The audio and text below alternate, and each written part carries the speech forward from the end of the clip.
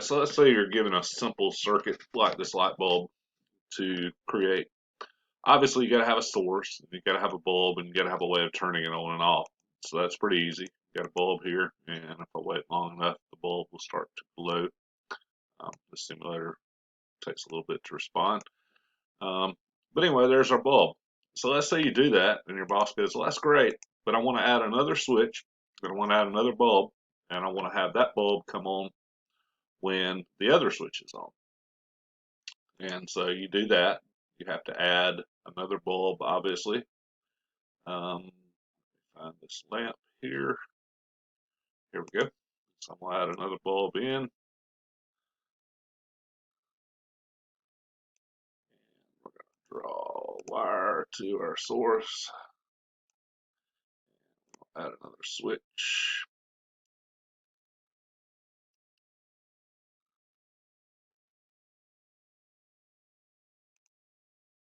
Here.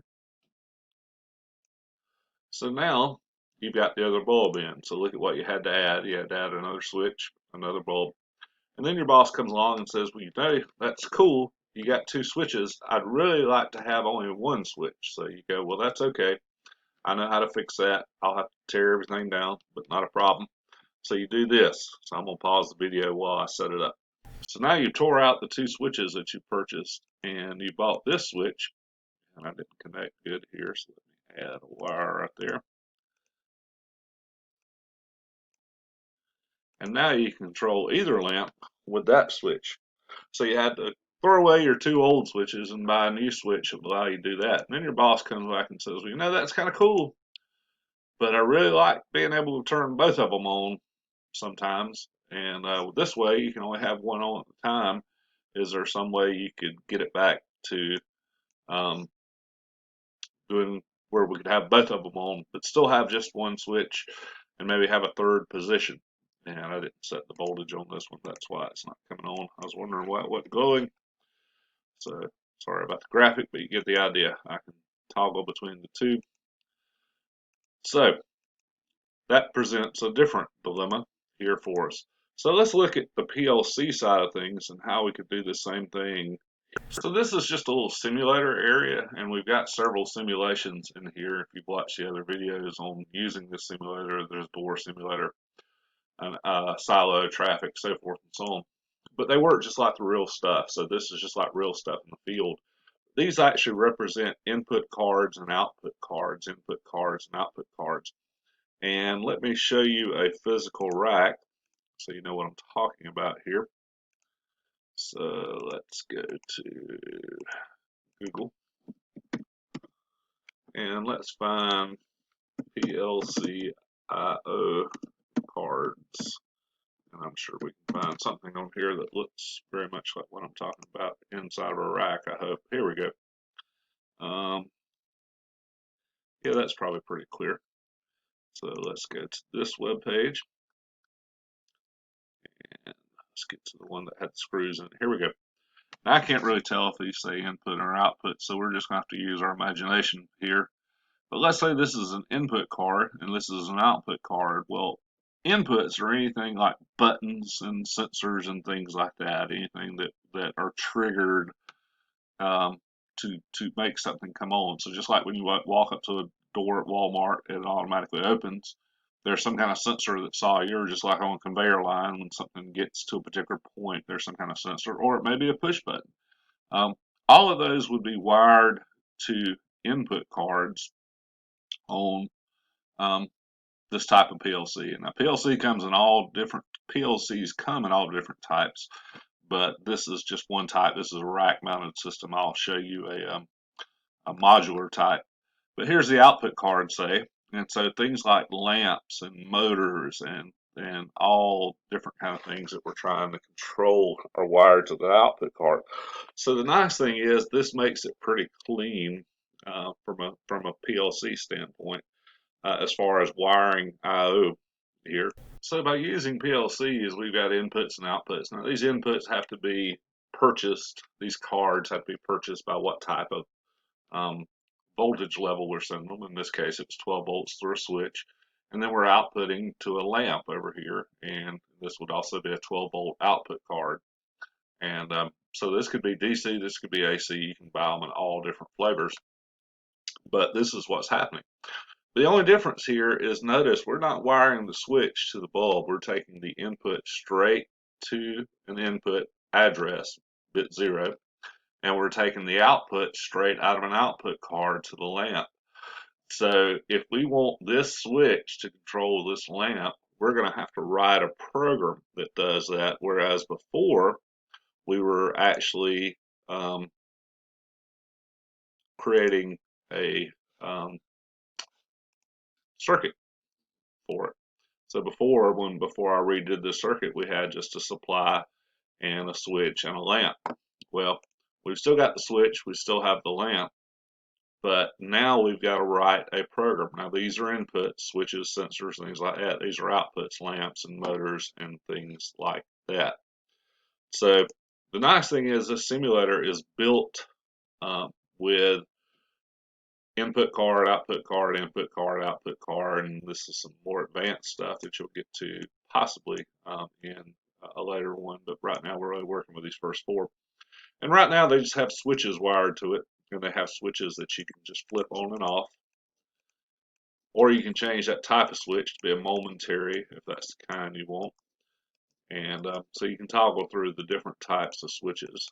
And that one's going to stay closed unless when I press it, it's going to open and it's going to reclose. But that's the standard on-off, click type switch here. And these lamps come in 3 different colors, and you can think of them as anything you want: red, green, yellow. So they could be representative of a motor or whatever. But they're just simulating what you want to do. So the very first thing is, when you look at these, you see examine if closed and examine if open. And that has to do with the state of the input here. Obviously that's open, and we want to do something when it's closed. We want to turn on a lamp. So we're going to say go to the switch that's wired to, and I'm going to double click on that question mark. I'm going to put an I so we know it's an input. And I'm going to go :1 so we know it's slot 1, because left to right, slot 1, slot 2, slot 3, slot 4. Then I'm going to say bit 0. So I'm saying look at the switch that's exclusively wired to bit 0. And if it comes on, we want to turn on an output. Now that output is going to be the one that's wired to output 2 bit 0. And that wouldn't have to be. In fact, we can use output 2 bit 9. So let's do that. So we're going to say O for output, not a 0. It's got to be the letter O. O for output, :2/09. And what we're saying is take a look and see if you're getting a signal, a high, to this bit. Examine if on. If you are, then turn on this output. And I think I accidentally typed 8, so we'll go with 8. Which is okay. But the first thing we got to do is, this is just written on a computer, and that's the way it would be in the real world. We've got to download it into the processor of the PLC, the brain, and then we're going to run it. So now, when I flip this switch on, notice output 8 comes on. I can change that color to red, or I can change it to green, whatever I want to do. So instead of having a hardwired circuit like we had over here, as soon as I get all these windows that are open, instead of having a hardwired circuit, we have software handling the ons and offs of this. So what if that, remember when I said, what if that same boss came in and said, well, I want another switch and I want another lamp? Well, that's easy. All we got to do is wire another lamp in and wire another switch. We could wire the other switch in the 1. We could wire the other lamp in the 9, which is where I meant to go while ago. So we don't have to have the same bits, and in fact we never will generally. It'll just happen to be chance if we do. So we're going to say, we're going to come out here and create another run, and we're going to say if input, I for input, if I can double click on this question mark, input :1/01, and I'll put 0 again. You have to watch that when you're typing 0. So we're going to turn on output 9. O, that right click, O:2/9, which is what I meant Well, good. So we're going to download that again, and we're going to run it. So again, remember we've got a switch wired into bit 0, a switch wired into bit 1, a lamp wired into bit 8, and a lamp wired into bit 9. So if I turn on 1, 8's going to come on. I mean, if I turn on 0, 8's going to come on. If I turn on 1, 9's going to come on. And I can operate them independently. So, but he said, I would really like it, he said, if,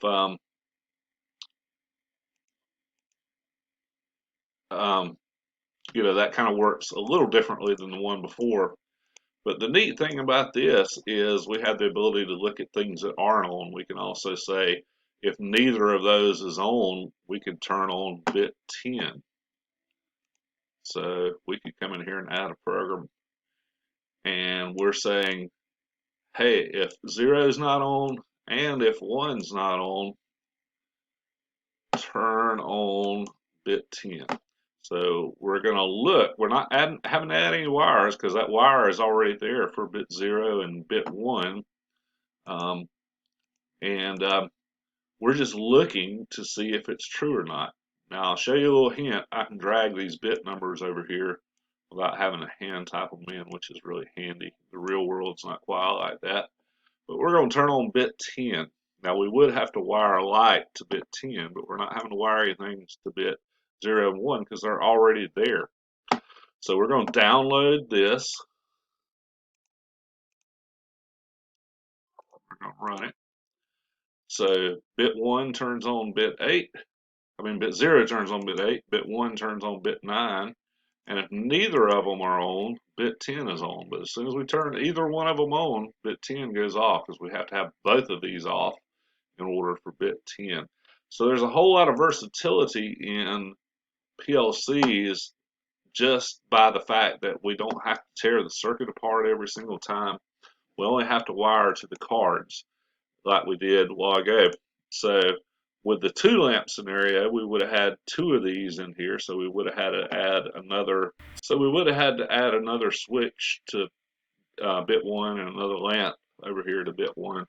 But again, we can work with our program and do whatever we want. In fact, we can do this, which is kind of neat.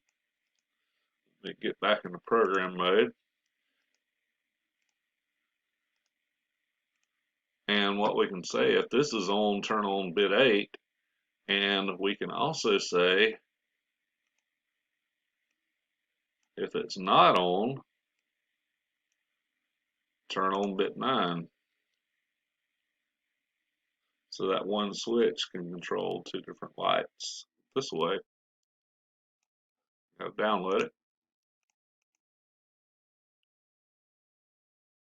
There's the first switch, and it's just toggling between the 2 bits there, as you see. So we got a whole lot of opportunity for flexibility with PLC that we don't have.